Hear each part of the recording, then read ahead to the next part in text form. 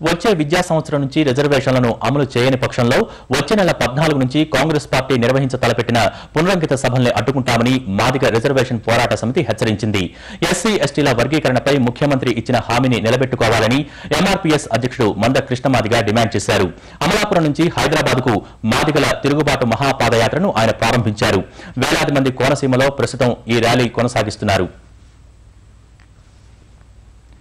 SC వర్గీకరణ సమస్యను వచ్చే విద్యా సంవత్సరం కల్లా పరిష్కరించడానికి ప్రయత్నిస్తున్నామని ముఖ్యమంత్రి వైఎస్ రాజశేఖర రెడ్డి చెప్పారు.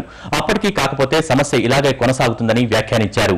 ఢిల్లీలో బాబు జగజీవన్ రామ్ జయంతి వేడుకల్లో ఆయన పాల్గొన్నారు.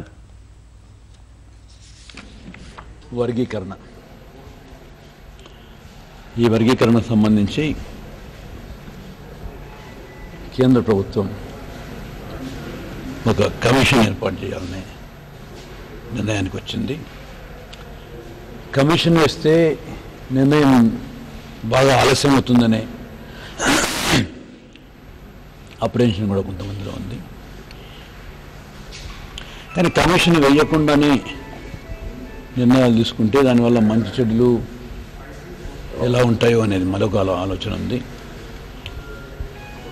ఏదైనా ఒక సమస్య తొందరగా పరిష్కారం కావాలి. ప్రాజెక్టులు ముఖ్య కట్టడాలు